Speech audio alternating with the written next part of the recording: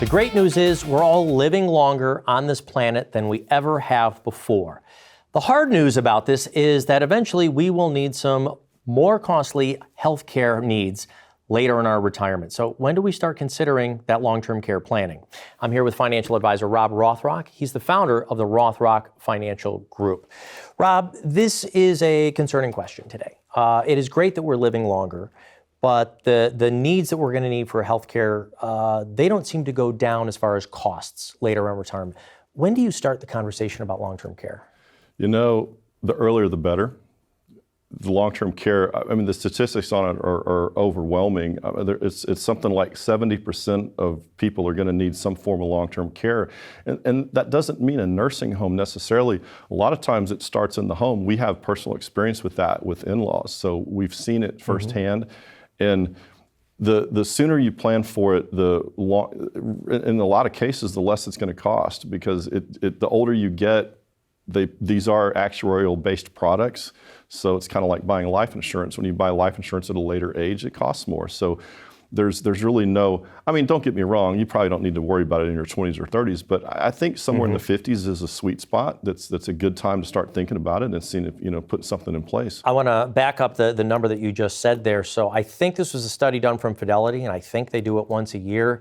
The numbers are that if a couple reaches the age of 65 together, there's a 72% chance that one of you will need assistance from long-term care. And as you said, either from the home or at a facility.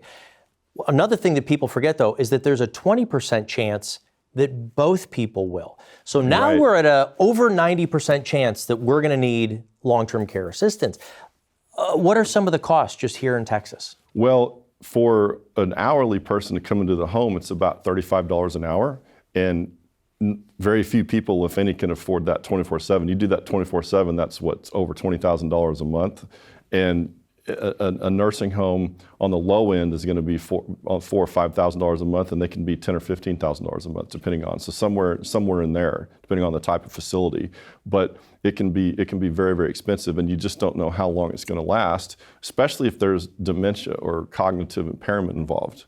So and I like asset-based care. So this kind of reminds me of a phrase that Warren Buffett says, and it makes no sense to risk what you already have for something that you don't need. And what do I mean by that? A lot of people, if you've been able to accumulate a decent size IRA or 401k, we can show you some ways possibly to take a small percentage of that and set it aside for long-term care for many, many years later down the road, and then you're done. You don't have to worry about it again, and it's there when you need it. And the beautiful thing is if you're one of the 12% or 30% that don't need it, then if it's put into an annuity that has a long-term care rider, you can get withdrawals on it for other things besides long-term care if you don't need long-term care, or you can pass that along to your beneficiaries, and so the money's not lost, unlike traditional long-term care insurance, which is more like car insurance. You either use it or you lose it, but that's not. So really kind of asset-based planning